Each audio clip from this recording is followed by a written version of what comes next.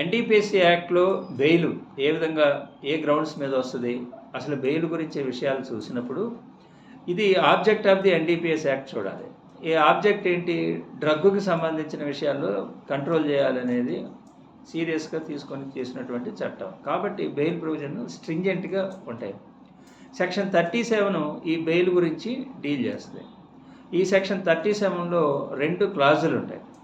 ఇందులో మళ్ళీ clause 1లో AB sub క్లాజులు ఉంటాయి. ఈ ఏం చెప్పుద్దంటే ఈ ఎన్డీపీఎస్ యాక్ట్కి సంబంధించిన అన్ని నేరాలు కూడా కాగ్నిసిబుల్ నేరాలే అని చెప్తుంది. బిలో ఈ 1B అనేది చాలా సీరియస్ విషయం. ఇందులో ఎవరికి కూడా బెయిల్ ఇవ్వడానికి వీలు లేదు.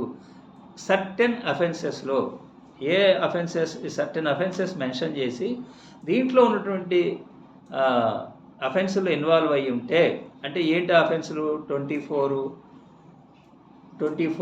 19, 27A వీటికి సంబంధించి, అంటే ట్రాఫికింగ్, ఓపిఎం ఇలాంటి వాటికి సంబంధించినటువంటి ఓపిఎం కల్టివేషను, డ్రగ్ ట్రాఫికింగ్ ఇలాంటి విషయాలకు సంబంధించినటువంటి నేరాల్లో, ప్లస్ కమర్షియల్ క్వాంటిటీ ఇన్వాల్వ్ అయ్యి ఉన్న నేరాలలో. కమర్షియల్ క్వాంటిటీ అంటే అదొక నోటిఫికేషన్ ద్వారా ఇస్తారు. అంటే ఏది ఎంత, ఇప్పుడు గాంజా ఏందనుకోండి 20 kgs అయితే కమర్షియల్ క్వాంటిటీ, ఏది అమౌంట్ కమర్షియల్ క్వాంటిటీ అనేది నోటిఫికేషన్ ద్వారా ఇస్తారు. ఆ ఇచ్చిన నోటిఫికేషన్ని బేస్ చేసుకుని అందులో ఉన్న క్వాంటమ్కి మించి వస్తే అది కమర్షియల్ క్వాంటిటీ కింద డీల్ చేస్తారు. సో ఆ విధంగా కమర్షియల్ క్వాంటిటీ ఇన్వాల్వ్ అయ్యి ఉన్నటువంటి అఫెన్సుల్లో నో బెయిల్ ఇవ్వకూడదు. ఒకవేళ ఇవ్వాల్సి వస్తే ఈ గ్రౌండ్స్ అన్లెస్ ఈ గ్రౌండ్స్ ఫాలో అవ్వాలి అని చెప్తుంది. ఒకటేంటి, పబ్లిక్ ప్రాసిక్యూటర్కి రెండు సర్కమ్స్టాన్సెస్. ఒకటి, పబ్లిక్ ప్రాసిక్యూటర్కి ఆపర్చునిటీ ఇవ్వాలి. రెండవది, కోర్టు రీజనబుల్ గ్రౌండ్స్ ఉన్నాయని చెప్పి నమ్మాలి. అంటే ఏంటి రీజనబుల్ గ్రౌండ్స్ అంటే, ఒకసారి పబ్లిక్ ప్రాసిక్యూటర్కి ఆపర్చునిటీ ఇచ్చి అపోజ్ చేసిన తర్వాత, పబ్లిక్ ప్రాసిక్యూటర్ అపోజ్ చేసినా కూడా మళ్ళీ మనం బెయిల్ ఇస్తున్నాము అంటే దానికి ఏంటి కారణం అంటే కోర్టు సాటిస్ఫై అవ్వాలి. ఏమని? రీజనబుల్ గ్రౌండ్స్ ఉన్నారు. ఆ రీజనబుల్ గ్రౌండ్స్ దేనికి సంబంధించిన విషయాలు? ఒకటి, he is not guilty of such offence. Reasonable grounds for believing, నమ్మటానికి ఏంటి? ఒకటి, he is not guilty of such offence అనేది ఒక గ్రౌండ్. రెండోది, ఆయనకి బెయిల్ ఇస్తే while on bail he will not commit further offence. మళ్ళీ ఫర్దర్గా ఎనీ అఫెన్స్ కమిట్ చేయడనే నమ్మకం. అలా నమ్మటానికి కావాల్సినటువంటి రీజనబుల్ గ్రౌండ్స్ కోర్టు ఉన్నాయని భావించినప్పుడు పబ్లిక్ ప్రాసిక్యూటర్ అపోజ్ చేసినా కూడా బెయిల్ ఇవ్వచ్చు అనేది. అంటే బెయిల్ పొందటం అనేది చాలా కష్టం అనేది ఈ లాంగ్వేజ్ చూస్తే మనకు అర్థం. ఇది ఒక నెగిటివ్ లాంగ్వేజ్లో ఇవ్వటం జరిగింది. కాబట్టి ఈ సెక్షన్ 37 దాని యొక్క టఫ్నెస్ అది మనం అర్థం చేసుకోవాలి. అలాగే 2 ఏం చెప్తుందంటే, 37 క్లాజ్ 2 ఏం చెప్తుందంటే, ఇప్పుడు ఇందులో ఉన్న లిమిటేషన్స్ ఏదైతే క్లాజ్ 1లో లిమిటేషన్స్ ఉన్నాయో, ఈ లిమిటేషన్స్ కాకుండా ఇప్పుడు దాకా మనం 1లో గురించినటువంటి బిలో ఉన్నటువంటి 1-2 గ్రౌండ్స్ కూడా లిమిటేషన్స్గా భావించాలి. ఈ లిమిటేషన్స్ కాకుండా ఇంకా అడిషనల్గా సిఆర్పిసిలో జనరల్గా ఉండే లిమిటేషన్స్ ఏమైనా ఉన్నాయో ఇవి అడిషనల్గా ట్రీట్ చేయాలి అని చెప్పి క్లాస్ 2 చెప్పడం జరుగుతుంది 37. ఇకపోతే ఏ సర్కమ్స్టాన్సెస్లో బెయిల్ వస్తుంది ఎన్డీపీఎస్ యాక్ట్లో అంటే, నార్మల్గా అందులో ఇంపార్టెంట్గా ఉండే 3 గ్రౌండ్స్ తీసుకునేది ఏంటంటే, ఒకటి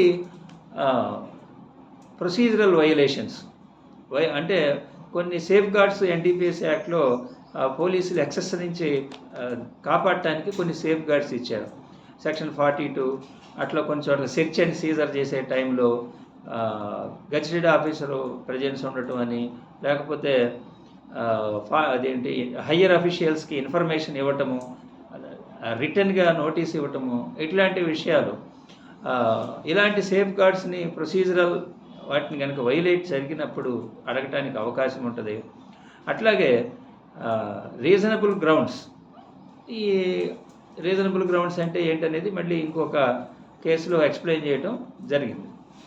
ఇంకొకటి ఏంటంటే, సెక్షన్ 67 ఆఫ్ ఎన్డీపీఎస్ యాక్ట్ ప్రకారం కో అక్యూజ్డ్ స్టేట్మెంట్ని బేస్ చేసుకొని ఇంకొక అక్యూజ్డ్ని చూపించి ఆయన్ని అరెస్ట్ చేయడానికి ప్రయత్నం చేసినప్పుడు అంటే కన్ఫెషన్ స్టేట్మెంట్ బేస్ చేసుకుని అరెస్ట్ చేయడానికి ప్రయత్నం చేసినప్పుడు, అలాగే పొజిషన్లో కాంట్రాబ్యాండ్ అనేది పొజిషన్లో ఉందా లేదా, ఆయన రికవరీ చేసుకునేటప్పుడు ఆ రికవరీ ఆఫ్ ఈ కాంట్రాబ్యాండ్ మెటీరియల్, ఇట్లాంటి కొన్ని ఇంపార్టెంట్ విషయాలకు సంబంధించి వైలేషన్స్ ఏదైనా ఫైండింగ్స్ ఉంటే అప్పుడు బెయిల్ అడగటానికి అవకాశం ఉంటుంది. ఇందులో ఈరోజు మనం ఈ వీడియోలో సెక్షన్ 67 అంటే కన్ఫెషన్ బేస్ చేసుకుని నాకు అతను సప్లై చేశాడు, లేదా అతను యూజువల్గా నాకు ఇన్వాల్వ్ అయ్యి ఉన్నాడు, ఇస్తూ ఉంటాడు అని ఇట్లాంటిది ఏదైనా ఒక కో ఎక్యూజ్డ్ చెప్పిన స్టేట్మెంట్ని బేస్ చేసుకుని కనుక మన ఎక్యూజ్డ్ని మన ఇన్వాల్వ్ చేస్తే అలాంటి వానికి ప్రొటెక్షన్ ఎలా ఉంటుంది,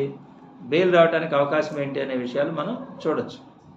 సో ఇక్కడ సెక్షన్ 67 ఎన్డీపీఎస్ యాక్ట్ ప్రకారం పోలీస్ ఆఫీసర్లు అందులో ఉండే ఆఫీసర్లు కనుక ఒక వ్యక్తి దగ్గర నుంచి, ఒక ఎక్యూజ్డ్ నుంచి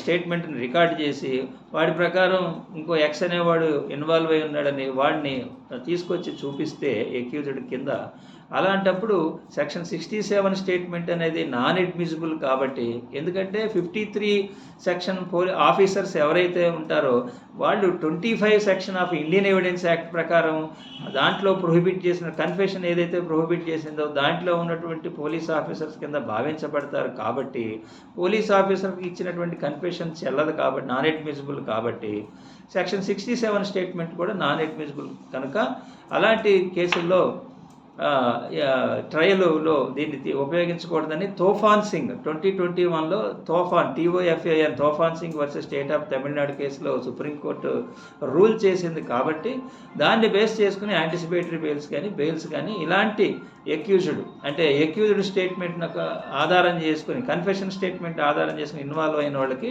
ఢిల్లీ హైకోర్టు కానీ పంజాబ్ హైకోర్టు కానీ బెయిల్స్ ఇవ్వడం, ఇప్పుడు యాంటిసిపేటరీ బెయిల్స్ ఇవ్వడం కూడా జరుగుతుంది. అంటే సెక్షన్ 67 స్టేట్మెంట్ తప్ప, అంటే కన్ఫెషన్ స్టేట్మెంట్ తప్ప ఇంకా వాళ్ళ నెక్సెస్ చూపించడానికి మెటీరియల్ ఏమి లేనప్పుడు, అతని పేరు ఎఫ్ఐఆర్లో లేకుండా, ఛార్జ్షీట్లో లేకుండా కేవలం కో ఎక్యూజ్డ్ ద్వారా వచ్చినప్పుడు ఉండటం, ఇలాంటి సిచ్యువేషన్స్లో యాంటిసిపేటరీ బెయిల్స్ రావడం జరుగుతుంది. ఇది కాకుండా అసలు రీజనబుల్ గ్రౌండ్స్ అంటే ఏంటి, ఎలాంటప్పుడు వాటిని రీజనబుల్ కింద దాని మీనింగ్ ఏంటి అనేది శివ్ శంకర్ కుమార్ కేసులో సుప్రీంకోర్టు ఎక్స్ప్లెయిన్ చేయడం జరిగింది. అలాగే ఇదే శివశంకర్ కుమార్ కేసులో క్యాన్సిలేషన్ ఆఫ్ బెయిల్, అంటే 37లో చెప్పినటువంటి ఏదైతే ట్విన్ గ్రౌండ్స్ ఉన్నాయో ఆ ట్విన్ గ్రౌండ్స్ని కనుక అడ్హెర్ కాకపోతే, అంటే ఆపర్చునిటీ ఇవ్వటం పీపీ అపోజ్ చేసినప్పుడు ఆ రీజనబుల్ గ్రౌండ్స్లోకి వెళ్ళి ఇలాంటిని కనుక వాటిని అడ్హెర్ కాకపోతే క్యాన్సిలేషన్ కూడా చేయవచ్చు అని చెప్పి ఇచ్చిన బెయిల్ని క్యాన్సిల్ చేయొచ్చు అని కూడా చెప్పడం జరిగింది. సో దీంట్లో ఇక ఇంపార్టెంట్ కేసు లాస్ ఏంటంటే, ఒకటి తోఫాన్ సింగ్ కేసు ఇప్పుడు చెప్పినట్టు, రెండోది మహమ్మద్ నవాజ్ ఖాన్ కేసు, ఒకటి యూనియన్ ఆఫ్ ఇండియా కేసు 2021లోనే వచ్చింది. దీంట్లో ఎక్స్ప్లెయిన్ చేయడం జరిగింది వాట్ ఆర్ రీజనబుల్ గ్రౌండ్స్, క్యాన్సిలేషను, అసలు బెయిల్ ఒకవేళ హైకోర్టు కనుక బెయిల్ ఏదైనా ఆర్డర్ పాస్ చేస్తే దాన్ని సుప్రీంకోర్టు ఏ విధంగా ట్రీట్ చేయాలి, ఇట్లాంటికి సంబంధించిన విషయాలు దీంట్లో డిస్కస్ చేయడం జరిగింది. లేకపోతే కాన్షియస్ పొజిషన్ అంటే ఏంటి, ఏ పారామీటర్స్ చేసుకొని క్యాన్సిలేషన్ చేయాలి, ఇలాంటి విషయాలన్నీ నెక్స్ట్ వీడియోలో చూద్దాం.